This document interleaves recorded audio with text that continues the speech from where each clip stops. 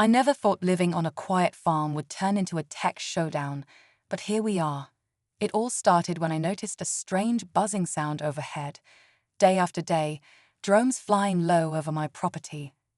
At first, I thought it might be a curious neighbor or maybe a lost hobbyist, but it didn't stop. In fact, it got worse.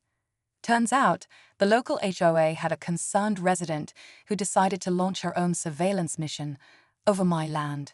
She didn't bother to ask. No warning, no permission. Just a drone in the sky, almost every morning, hovering over my crops, my animals, even my family. What she didn't know is, I'm a military engineer, and not just any engineer.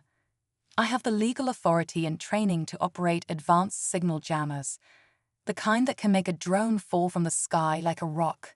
Still, I didn't act right away. I wanted to understand why someone would go to these lengths. What was she really looking for? As the pieces started coming together, I realized this was more than just nosy behavior. This was about control, power, and a serious misunderstanding of who she was dealing with. I decided it was time to respond, but not how you might expect. What I did next caught her completely off guard. I started digging into where the drones were coming from. After checking the flight paths and using a bit of my old training, I tracked the signal to a house just a few streets over. That's when I realized it wasn't just any neighbor. It was Karen from the HOA. Yeah, Karen. The one who complained about the color of my barn. The one who once left a passive-aggressive note because my tractor was too loud. I had no idea she'd taken things this far. She must have bought one of those high-end drones with GPS tracking and a solid camera setup. Not your average weekend toy. This was someone who went out of her way to monitor me, under the excuse of property standards or safety concerns. But there was no rule saying she could fly over private farmland. Still, she acted like the HOA gave her authority over everything, even the sky. Meanwhile, my family started getting uncomfortable. My kids were asking why a camera was flying over the backyard. My wife didn't want to hang laundry outside anymore. It was no longer just annoying, it was invasive. I thought about reporting her right away, but something told me to wait. I needed more proof, and maybe, just maybe, a quiet way to remind her who she was messing with. Over the next few days, I started collecting evidence, timestamps, drone flight patterns, and even video footage from a few old security cams around the barn. I wasn't trying to be sneaky, just smart. If this ever went further, I needed to be ready. And honestly, part of me wanted to understand why she was doing it. Was this really just about some HOA obsession, or was there something else going on? I even talked to a few other neighbors. Quietly. Turns out I wasn't the only one feeling watched. One guy mentioned seeing Karen standing outside with a controller early in the mornings, always looking toward my property. Another said she'd asked him weird questions about what I was building out back. It clicked. She must have seen the antennas I set up recently for a private project. Just routine stuff. Nothing illegal, nothing dangerous. But in her mind, anything she didn't understand became a threat. Meanwhile, the HOA had started acting odd too.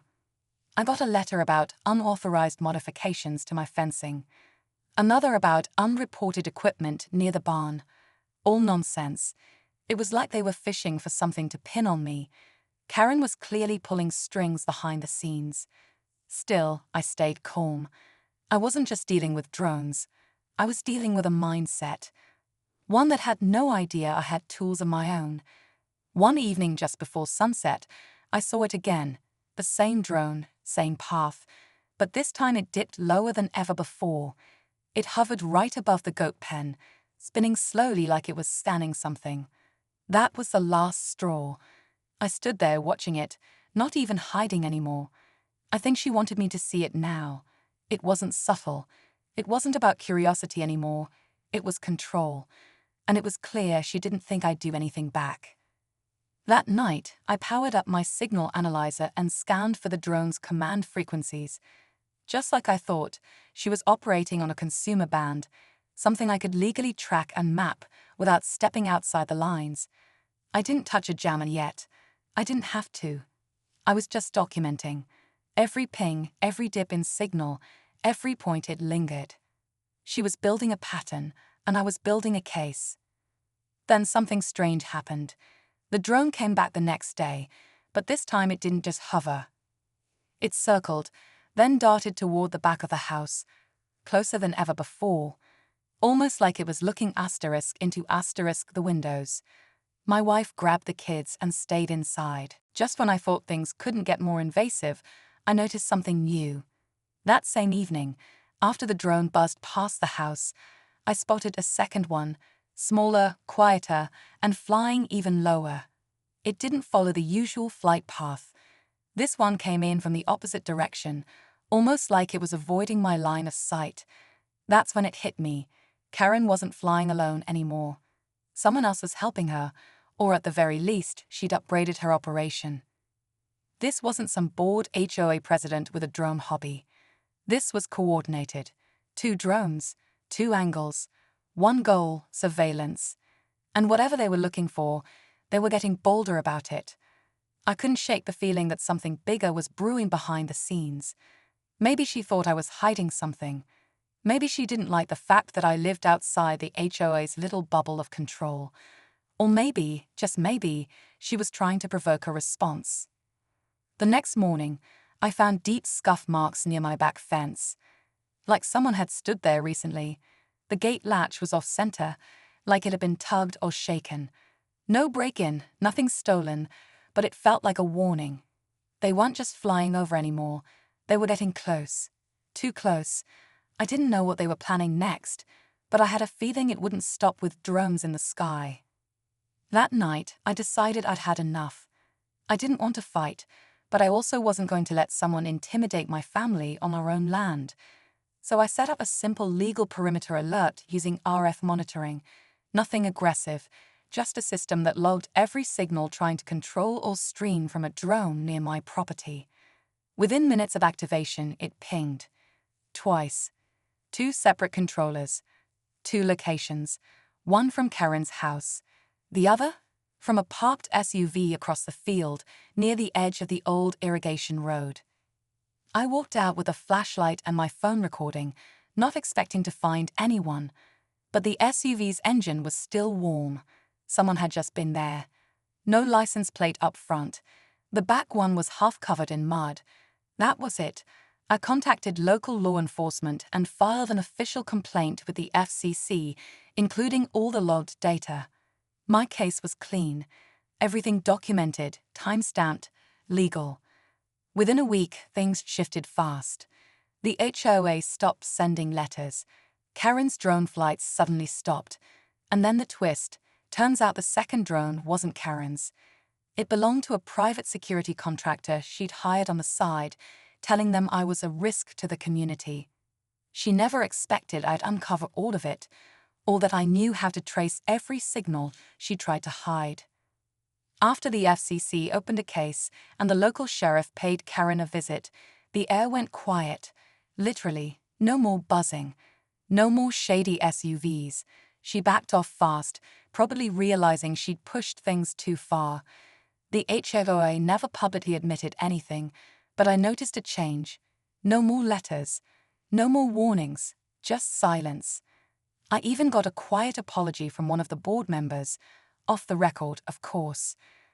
The private security company, once they realized they were missiled, dropped the contract.